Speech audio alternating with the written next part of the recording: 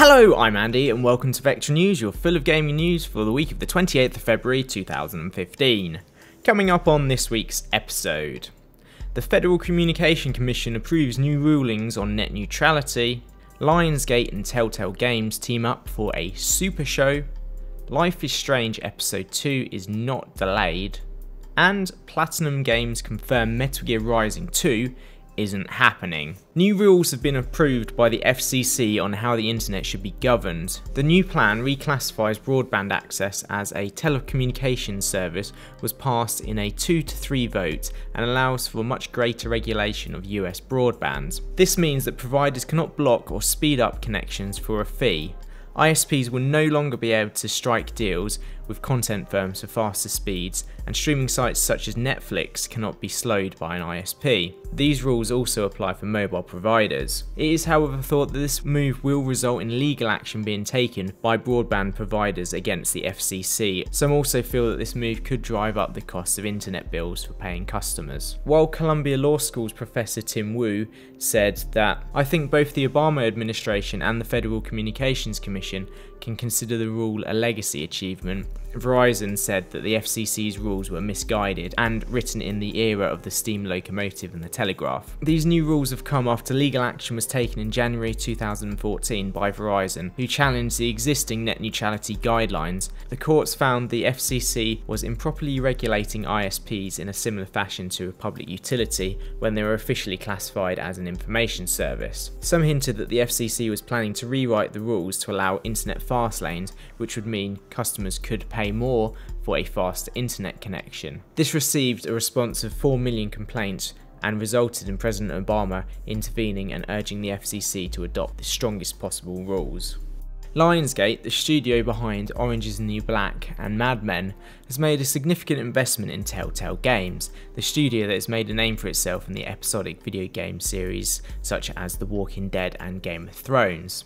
As part of this investment, Lionsgate's CEO John Feathermer will also join the Telltale board of directors. It seems that the two companies will be making a super show, with the Lionsgate CEO saying, "Telltale is one of the premier storytellers in the gaming world today. Their leadership in narrative-driven episodic games, together with our investment and the potential opportunities created by premium content expertise, will continue to strengthen their ability to offer exciting new adventures of storytelling to their next-generation audiences across a broad range of platforms." Entertainment Weekly spoke to the Telltale CEO, asking what a super show actually contained. To which Kevin Burnham replied, "A super show episode combines one part of interactive playable content with one part of scripted television-style content. Both pieces, when combined together, are what makes an actual super show episode. Each super show will be released as a package designed so that you can consume the interactive portion or watch the scripted show portion in any order you like. For instance, if you play the interactive episode first, certain elements of the scripted episode portion will be tailored to reflect some choices made in your interactive playthrough. If you watch the show before playing,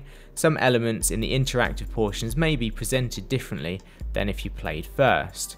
The interactive episodes will never release without a scripted episode, they will always come out together. The scripted portion will apparently be available at a later date as a traditional TV style episode, and I have to say that the idea does sound interesting, but the task of making both interactive and scripted content would be very difficult, especially if the episodic content is being offered separately at a later date, which Telltale have also confirmed. I can only assume that not everyone will play the interactive section and also watch the scripted section as well. This will mean that both will have to make sense on their own and be interesting enough to watch and play. So the question comes to mind is there any point to this? The way I see it is Telltale currently deliver their games in a similar fashion at the moment.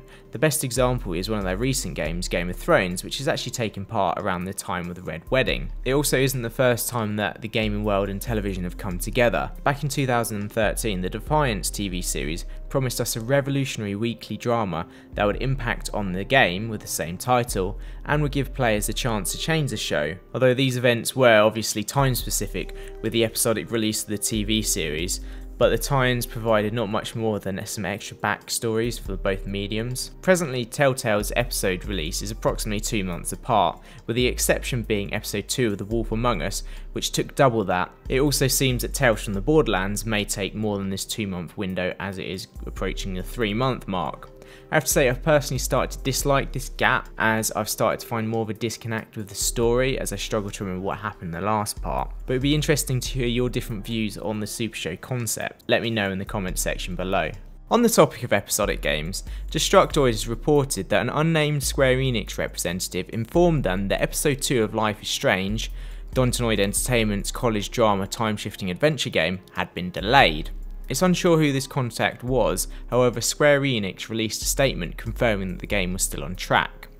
We've been asked to clear up the question of when Episode 2 will be released, since there have been rumours of a delay. We would like to assure everyone that development is on track and we're looking to release before the end of March. It was also confirmed by the game's Twitter feed too. Episode 2 was originally said to be releasing mid-March, however it does seem like it's going to be the end of March now, so it is possible that this mystery informer may not have had all of their facts straight and just got some lines crossed. However, the game does seem to be delayed a bit, so he has got it right there. Platinum Games has confirmed over Twitter that the two logos shown in Sony's Taipei Game Show presentation was not in any way related to a sequel to Metal Gear Rising: Revengeance. At the start of the month, Ken Ichiro Imaguni said he didn't know what the 2 was for exactly, but he thought it was a countdown and that Sony Computer Entertainment had made the trailer. However, it seems that the number is actually to commemorate the second anniversary of Metal Gear Rising: Revengeance itself, with Platinum Games confirming this over Twitter. So unfortunately it looks like until further notice, Metal Gear Rising fans won't actually have another game to play for a while to come, if at all. And finally, I just wanted to end this week's news with a tribute to the late Leonard Nimoy, who unfortunately died this week aged 83. He was probably most known for his portrayal as Spock in the original Star Trek series, and I'll leave you this week with his last tweet, which seems very fitting. "A life is like a garden. Perfect moments can be had, but not preserved, except in memory. Live long and prosper."